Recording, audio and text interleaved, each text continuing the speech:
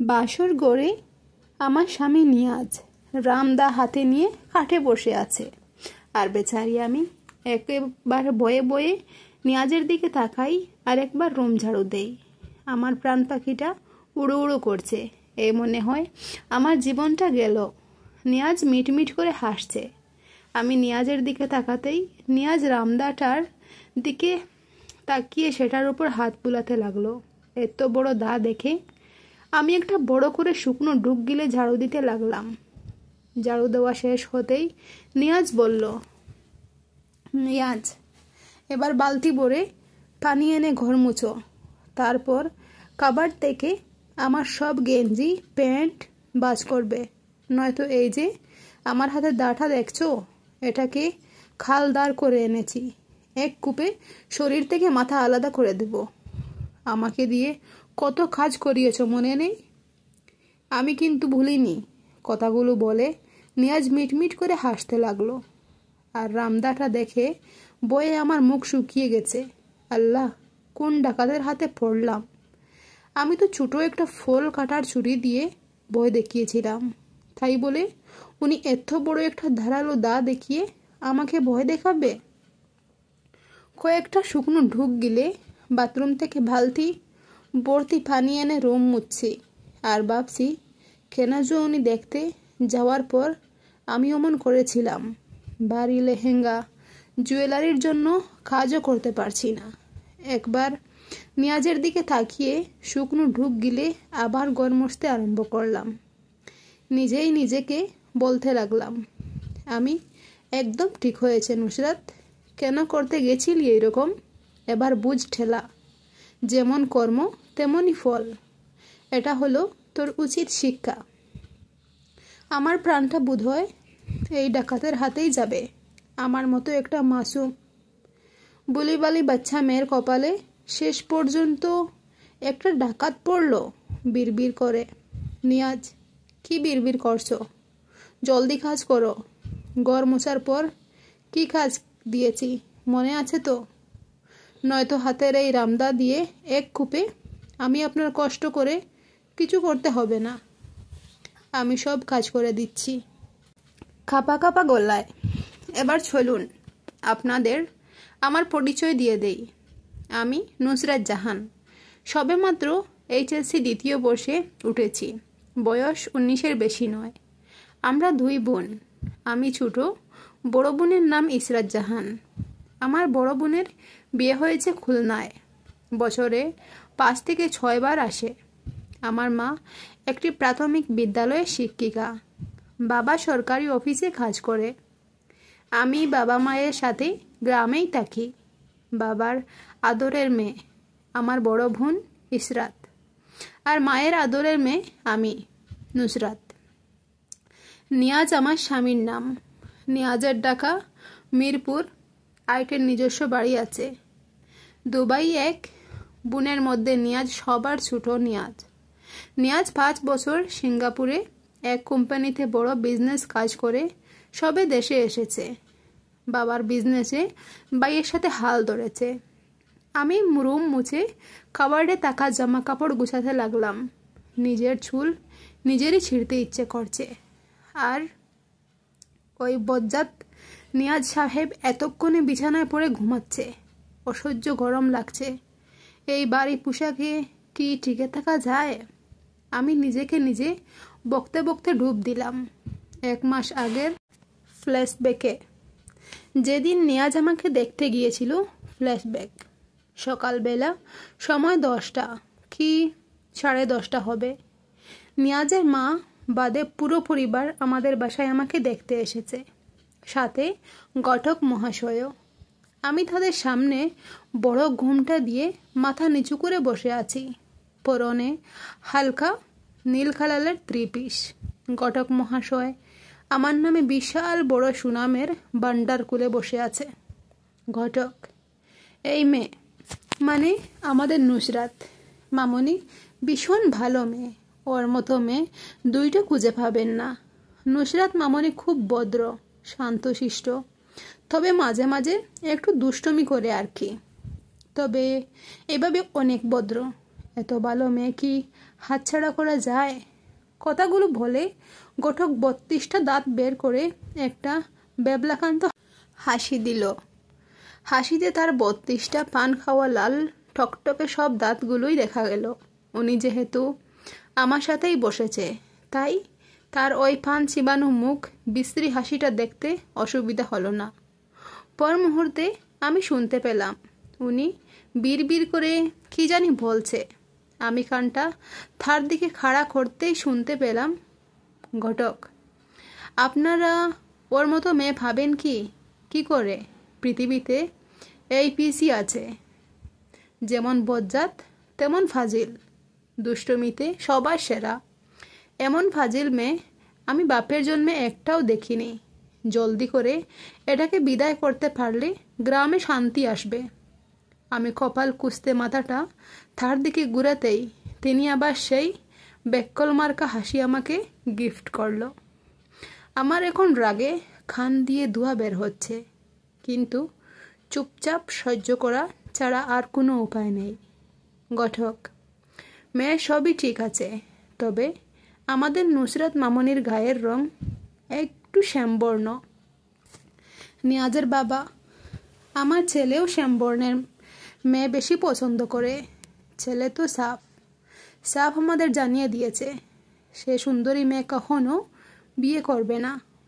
আমাদেরও শ্যামবর্ণের মেয়ে খুব বেশি পছন্দ। এই কথা শুনে আমি তো হতবাক। এখনকার সময় নাকি কেউ শ্যামবর্ণের মেয়ে পছন্দ করে? আজকাল সবাই তো উচ্চা লম্বা সুন্দর মেয়েই পছন্দ করে। আর এদিকে ঘটকের কথা শুনে আমার মাথা গরম হয়ে গেল।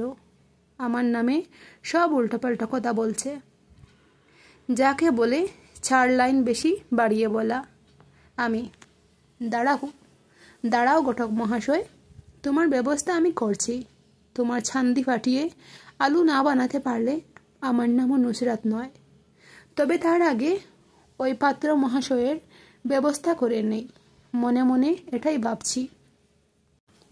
আরও অনেক কথা বলার পর ঘটক সাহেব বললেন, আমাদের আলাদা করে কথা বলা উচিত। আমিও নিয়াজ উঠে আরেক রুমে গেলাম। ওই রুমের পিছনে একটা দরজা আছে, যা দিয়ে বাইরে যাওয়া যায়। বর্তমানে নিয়াজও আমি ছাড়া এই রুমে আর কেউ নেই। রুমে আসার পর আমি নিয়াজের পা থেকে মাথা পর্যন্ত ভালো করেই দেখলাম। উজ্জ্বল শ্যামলা গায়ের রং, উচ্চতা 5 ফুট হবে। বডি দেখে মনে হলো প্রত্যেক দিন জিম করে নবাবের ছেলের মতো একটা লুক নিয়ে এসেছে। ছেলেটাকে দেখে আমি এক ভ্রু করে সিদ্ধান্ত নিয়েই ফেলেছি, একে বিয়ে করা যায়। দেখলাম টেবিলের উপর ফলের জুড়ি আর সাথে ফল কাটার ছুরি রাখা। নিয়াজ আমাকে অনেক কিছু জিজ্ঞেস করলো। আমার আর ভালো লাগছে না। আমি হুট করে ফল কাটার ছুরি নিয়ে নিয়াজের সামনে ধরে বললাম, ওই মিয়া, এত প্রশ্ন করেন কেন? হ্যাঁ, আমার সম্পর্কে জেনে আসেন নাই, বক বক করতেই আসেন। আপনার এতগুলো কথার শাস্তি কি জানেন? দাঁড়ান, ওই টেবিলের কোণার দিকে গিয়ে দাঁড়িয়ে থাকবেন, নয়তো পেটে ছুরি দুখিয়ে দেব।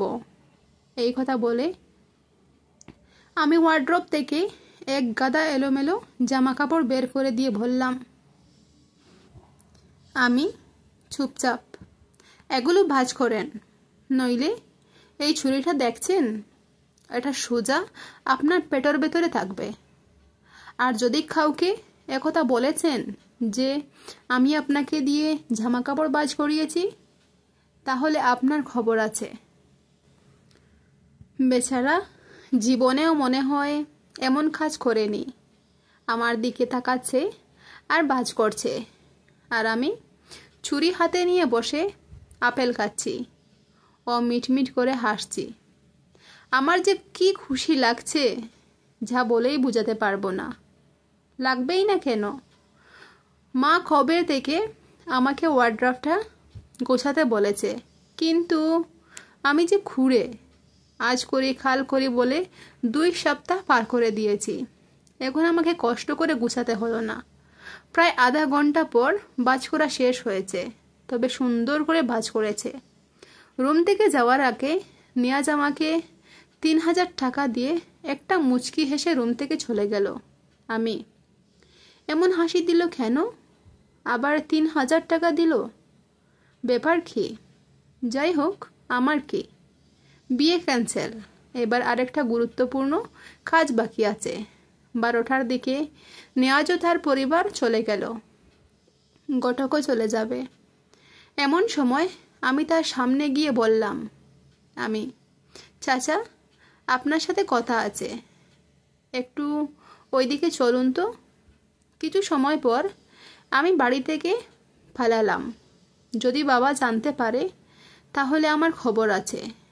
আমি কিছু দূর গিয়ে আমার এক দূর সম্পর্কের চাচার বাড়িতে উঠলাম। চাচির 3 ছেলে, মেয়ে নেই বলে আমায় খুব আদর করে। চাচি, কী রে নুসরাত, তুই? আমি, কেন চাচি, আমি বোধহয় তোমাদের বাড়িতে আসতে পারি না? মুখ ঘুমরা করে চাচি, না না, সেরকম কিছু না। তুই তো আবার বাড়িতে গন্ডগোল পাকিয়ে আসিসনি তো? তাই বললাম, তোকে নাকি দেখতে আসবে শুনেছিলাম। আমি, দেখে চলে গেছে ওরা। চাচি, তুই আবার ছেলের সাথে কিছু করিসনি তো? চোখ বড় করে চাচি আমাকে জিজ্ঞেস করছে। আমি, না না, কিছু করিনি। আমি অনেক ভালো হয়ে গেছি চাচি, আগের মতো একটুও দুষ্টুমি করি না। আমি আজকে তোমাদের বাড়িতেই থাকবো, কাল সকালে চলে যাব। এই কথা বলে আমি ঘরে গিয়ে টিভি দেখতে লাগলাম। চাচির মনে খটকা লাগলো।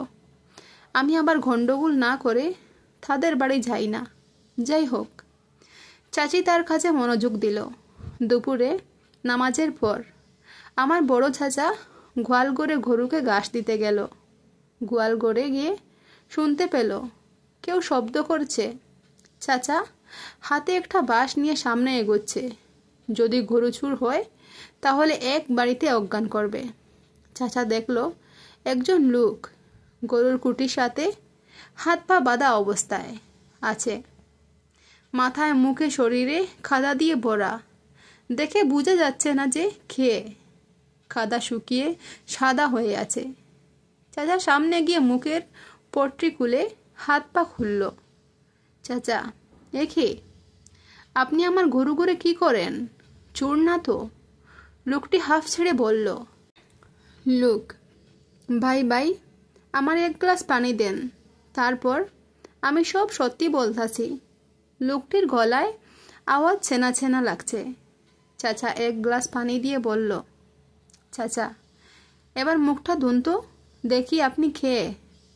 লোকটি মুখ ধোয়ার পর কাকার চোখ দুটো বড় বড় হয়ে গেল। চাচা, এ কি ঘটক সাহেব, আপনি? আপনার এই অবস্থা কে করেছে? ঘটক, আবার জিজ্ঞেস করেন কে করছে? আপনার ওই বজ্জাত বাতিজি নুসরাত ছাড়া আর কে করব? সেই 12টা থেকে 2টা পর্যন্ত এইখানে এই অবস্থায় পইড়া রইছি, আর জিজ্ঞেস করেন কে করেছে? হ্যাঁ, আপনাদের বাড়ির কোনো ছেলেমেয়ের গটখালি আমি আর করুম না, আমার ঢের শিক্ষা হইছে। এসব বলে ঘটক চলে গেল। চাচা সোজা আমাদের ঘরে ঢুকে আমার বাবাকে জিজ্ঞাসা করলেন, চাচা, নুসরাত কই? বাবা, কেন, কি হয়েছে? ওকে তো আমি কখন থেকে দেখছি না। চাচা, ও কবে বড় হবে? এরকম করলে কেমন করে হবে? বাবা, কেন, কি করেছে আবার? চাচা সব কথা খুলে বলল। বাবা রেগে বলল, বাবা, কোথায় আর যাবে ওর চাচির বাড়ি ছাড়া? হতচ্ছাড়ি মেয়ে, আমার মান সম্মান সব ধুলোয় মিশিয়ে দিল একেবারে। আসুক বাড়িতে, ওকে দেখাচ্ছি মজা।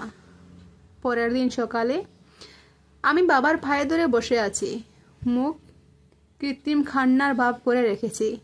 আমি, বাবা, আর করব না এরকম, এবারের মতো মাফ করে দেও। কাঁদো কাঁদো কণ্ঠে, বাবা, এ নিয়ে 3 বার হয়ে গেল তোকে মাফ করেছি। তুই ঘটক সাহেবকে মুক্তিযোদ্ধার মতো কি সাজিয়েছিলি?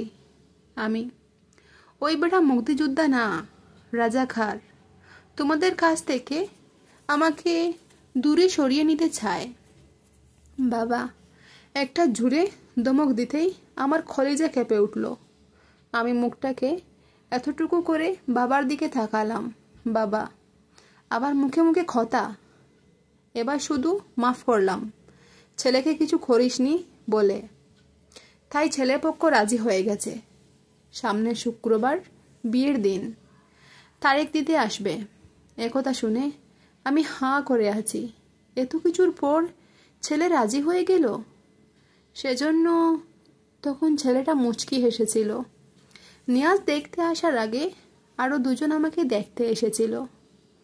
প্রথমে যে দেখতে এসেছিল সে দেখতে সুন্দর ছিল, ব্যাংকেও কাজ করত।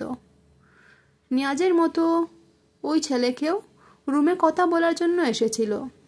রুমে আসার পর ছেলে শুরু করলো তার বাবা মায়ের লাভ স্টোরি। তার নাকি বাবাকে ছাড়া ভাত খায় না, তার বাবা নাকি মাকে ছাড়া কোথাও বেড়াতে যায় না, আরও অনেক অনেক কথা। এসব শুনতে শুনতে আমি বিরক্ত হয়ে আমার চাচাতো বোন রেমিকে ফানি আনার কথা বলে রুমে ঢুকলাম। তারপর দুজন মিলে ওড়না দিয়ে ওই বেটার হাত মুখ পা বেঁধে দিলাম। বেচারা শার্টের পিছনে কলারের একটু নিচ থেকে কেচি দিয়ে পুরো শার্টটাকে কেটে দিলাম। এমনভাবে কেটেছি যাতে সামনে দিয়ে দেখলে কেউ বলতে পারে না পেছন শার্টটা কাটা। এর আগে আমি কৌশলে তার বাবা মায়ের নাম জেনে নিয়েছি। তারপর পিঠে মেহেদি দিয়ে তার মায়ের নাম লিখে প্লাস চিহ্ন দিয়ে তার বাবার নাম লিখেছি। নামের নিচে লিখে দিয়েছি টুরু লাভ। তারপর ছেলেকে উল্টো করে শুইয়ে রেখে পেছনের দরজা দিয়ে দৌড় আমায় আর পায়কে সোজা ওই চাচির বাড়ি উঠেছি। অনেকক্ষণ পর আমার চাচাতো ভাইয়ের বউ এসে ছেলের ওই অবস্থায় দেখে হাসতে হাসতে লুটোপুটি খায়। ছেলেটা সুন্দর দেখে পিঠে মেহেদি ফুটে উঠেছে। বাবি তাড়াতাড়ি মুখ হাত পায়ের বাঁধন খুলে দিয়েছে। ব্যাস, বিয়ে ক্যান্সেল। 2 দিন পর বাবার পা ধরে কান্নাকাটি করে বাড়িতে ঢুকতে পেরেছি। এই বেটার পর আরেকজন এসেছে। ওই বেটার কথা আর কি বলবো। আমি বেটা বলছি বলে আপনারা আবার মধ্যে বয়স্ক বেটা ধরে নিয়েন না। আমি যুবক ছেলেদেরই বেটা বলে সম্বোধন করছি। দ্বিতীয়জন যখন দেখতে এসেছিল তখন আরেক কাণ্ড করেছি। আমাদের দুজনকে যখন আলাদা করে কথা বলতে বলল তখন আলাদা করে কথা বলার জন্য রুমে আসলো। বেড়ায় এত শরম পাচ্ছে যা বলার বাহিরে। মাথা নিচু করে আমার সামনে বসে আছে। 10 মিনিট হয়ে গেছে, কোনো কথাই বলে না। আসলে কথা বললে কি করে, লজ্জায় মাথায় তো উঠাতে পারছে না। বয়স 27-28 হবে। দেখতে শ্যামলা, মনে হয় সকালেই পুরো মুখ শেভ করে এসেছে, যার কারণে চুলা মুরগিও কাটনের মতো লাগছে। চুলগুলো একটু বড় বড় দাঁড়া হবে। কতক্ষণ পর ওই বেটা আমার দিকে তাকিয়ে ভয় পেয়ে গেল, কারণ আমি হাতে মুঠা একটা লাঠি নিয়ে দাঁড়িয়ে আছি। যা দেখে তার ঘাম ছুটছে। আমি তার হাত পেদে একটা কাজ করলাম। তারপর পিছনের দরজা দিয়ে ফেলালাম চাচির বাড়ি। ওই বেড়ায় সবার সামনে যেতেই সবাই মিটমিট করে হাসতে লাগলো। বেটার মেকআপ, লিপস্টিক, অনেক কিছু, আইলাইনার, আইশ্যাড, হাই লাইটার, ব্লাশ, কপালে টিপ, মোট কথা মেয়েদের সাজাতে যা যা সরঞ্জাম লাগে আর কি সে সব কিছু দিয়ে সাজিয়ে দিয়েছি। হাত বাঁধা, তাই কিছু মুছতেও পারিনি। মাথায় বেবি তুলি দিয়ে 3টে জুটি করে দিয়েছি। বড় চুল হওয়ায় সুবিধা হয়েছে আমার। ছেলের বাবা রেগে আমাদের বাড়ি থেকে চলে যায়, আর আমার বাবা আমাকে যদি সামনে পায় তাহলে তো খবরই আছে। 2 দিন পর এসে বাবার পায়ে ধরে কান্নাকাটি করে বাবার মন গলিয়েছি। ফ্ল্যাশব্যাক এন্ড বাসর রাত। আমার জামা কাপড় ভাঁজ করতে করতে ফেরোলো। বউভাতের দিন আমাকে বাড়িতে আনলো। মাকে এক রুমে টেনে নিয়ে এলাম। বউয়ের সাজেই মায়ের পায়ে ধরে কাঁদতে লাগলাম আমি। ও মা, মা গো, তোমরা আমারে কার কাছে বিয়ে দিলে গো? ও গো মা, কেন মানুষের কাছে? আমি ওইটা মানুষ না, ওটা তো ডাকাত। ডাকাত বললেও ওই বেটারে কম বলা হইব। তারপর আমি মাকে বাসর রাতের ও দেখতে আসার দিন কি করেছি সব খুলে বললাম। মা হাসতে হাসতে বলল, মা একদম ঠিক হয়েছে, এটা তোর উচিত শিক্ষা, পা ছাড়, আমার অনেক কাজ আছে। এসব বলে আমার কাছ থেকে পা ছাড়িয়ে তার কাজে চলে গেল। আর আমি ভাবছি এই ডাকাতের সাথে সারা জীবন কাটাতে হবে আমার।